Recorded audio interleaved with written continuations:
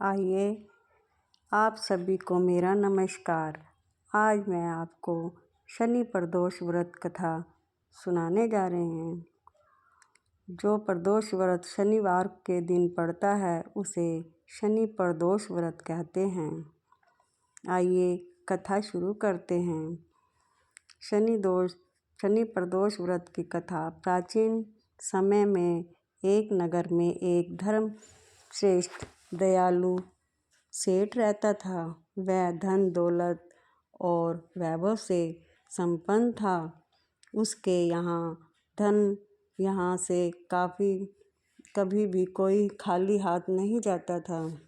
वह सभी को जी भर कर दान दक्षिणा दिया करता था, लेकिन दूसरों को सुख बांटने वाले सेठ और उसकी पत्नी स्वयं खुद दुखी थे। निसंतान होने के कारण दोनों अंदर ही अंदर घुले जा रहे थे। एक दिन दोनों ने तीर्थ यात्रा पर जाने का निश्चय कर लिया और अपना कामकाज सेवकों को सौंप कर चले गए। अभी वह नगर के बाहर ही निकले थे कि एक बड़े से पेड़ के नीचे एक समाधि लगाए एक तेजस्वी साधु दिखे।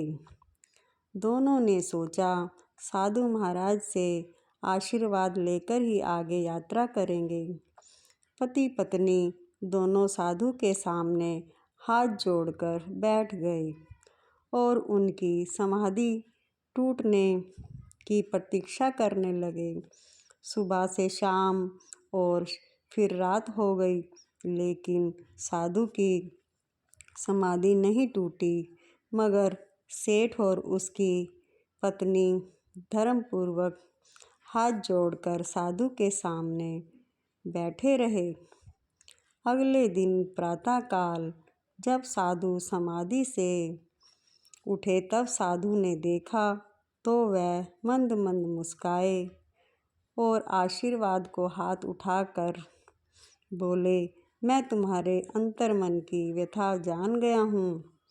वत्स, तुम्हारे धर्म और तुम्हारे धैर्य और भक्ति भाव से अत्यंत प्रसन्न हूँ।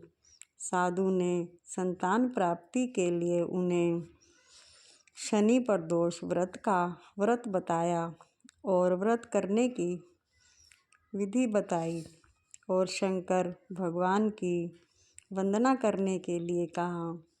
हे रुद्रदेव शिव नमस्कार, शिव शंकर गुरु नमस्कार, हे नीलकंठ सूर्य नमस्कार, शशिमौली चंद्र सुख नमस्कार, हे उमाकांत सुदी नमस्कार, उग्रतव गुरु नमस्कार, ईशान ईश प्रभु नमस्कार, विशेश्वर प्रभु शिव नमस्कार। तीर्थ यात्रा के दोनों वापस घर आए और नियम पूर्वक शनि प्रदोष का व्रत करने लगे। शिव भगवान कृपा से सेठ की पत्नी ने एक सुंदर पुत्र को जन्म दिया। शनि प्रदोष के प्रभाव से उन दोनों के छाया हुआ अंधकार लुप्त हो गया और सेठ और सेठानी सेठ और उसकी पत्नी आनंद से रहने लगे। कथा समाप्त। आइए अब हम आपको शनि प्रदोष की विधि बताते हैं। शनि प्रदोष के दिन सूर्यास्त से 3 घड़ी पूर्व शिव भगवान का पूजन करना चाहिए। प्रदोष व्रत की पूजा शाम 4:30 से लेकर शाम 7 बजे के बीच में करनी चाहिए और व्रतधारी को चाहिए शाम को दोबारा स्नान करके स्वच्छ वस्त्र धारण करें, पूजा स्थल और पूजा गृह को शुद्ध कर लें और यदि व्रतधारी चाहे शिव मंदिर में भी पूजा कर सकते हैं। 5 रंगों से रंगोली बनाकर मंडप तैयार कर लेना चाहिए।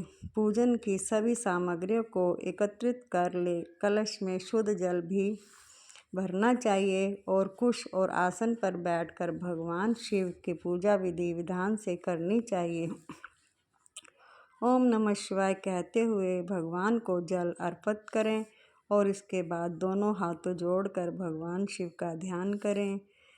ध्यान शनि प्रदोष की कथा सुननी चाहिए और कथा समाप्ति के बाद हवन सामग्री मिलाकर 11 या 21 बार या फिर 108 बार ओम नमः शिवाय ओम क्लीं नमः शिवाय स्वाहा मंत्र से आहुति देनी चाहिए।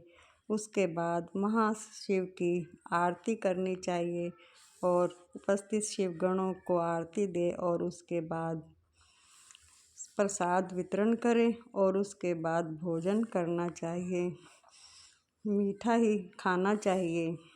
यह थी दोस्तों प्रदोष व्रत की कथा विधि। जय ओम नमः शिवाय।